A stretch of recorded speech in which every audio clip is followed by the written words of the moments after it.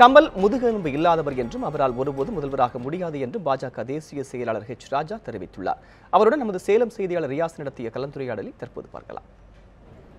பாஜகவினுடைய பொதுச் செயலாளர் ஆடிட்டர் ரமேஷ் படுகொலை செய்யப்பட்டு 4ஆம் ஆண்டு நினைவு நிகழ்ச்சி நடைபெற்று வந்துட்டு இருக்கு.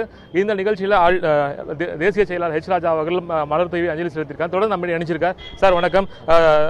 தொடர்ந்து பார்த்தீங்கன்னா தமிழகத்தை பொறுத்த வரையும் பார்த்தீங்கன்னா அமைச்சர்களும் கமல்ஹாசனும் தொடர்ந்து மாறி மாறி கருத்துக்களை பரிமாறி வந்துட்டு இருக்காங்க. இந்த நிலையில் நேற்று கமல்ஹாசன் வந்து அரசியலுக்கு வருவதாக சொல்லி ஒரு கருத்தை பதிவு பண்ணியிருக்காங்க. இந்த கருத்தை நீங்கள் எப்படி பார்க்குறீங்க? நீங்கள் அதாவது கமல்ஹாசன் அவர்களுடைய விமர்சனம், அதுக்கு அமைச்சர்களுடைய பதிலுரை பற்றி எனக்கு கவலை இல்லை. ஆனால் கமல்ஹாசன் அவர்கள் வந்தால் முதல்வர் அப்படின்னு ட்வீட் பண்ணியிருக்கார். அரசியலில் வர்றதுக்கு அவருக்கு உரிமை இருக்குது. இந்த நாட்டில் இருக்கின்ற 125 கோடி மக்களில் 18 வயது நிரம்பியவர் எல்லாரும் அரசியலுக்கு வரலாம்.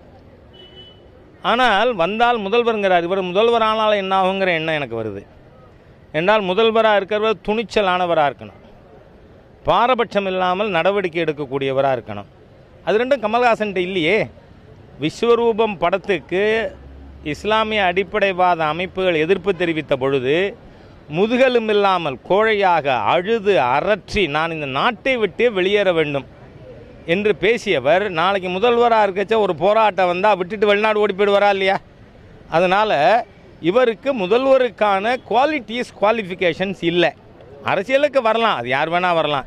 இன்றைக்கி எத்தனை பேர் இருக்காங்க, 0.25% 1% கட்சிகள் இருக்குது, அது பற்றி இல்லை. ஆனால் மக்கள் நிச்சயமாக கமல்ஹாசனுக்கு அதுக்கான அருகதை இருக்கா அப்படிங்கிறத எடை போட்டு பார்த்தால் இல்லை. ஒரு கோழை, தைரியம் இல்லாதவர், பாரபட்சமாக செயல்படுபவர், இந்துக்களுடைய உணர்வு என்றால் புண்படுத்துவார், மற்றவர் உணர்வு என்றால் அதை மதிப்பார். அந்த மாதிரியே இருக்கிறவரால் நிச்சயமாக சீஃப் மினிஸ்டராக வர முடியாது. அது it would remain a pipe dream for him.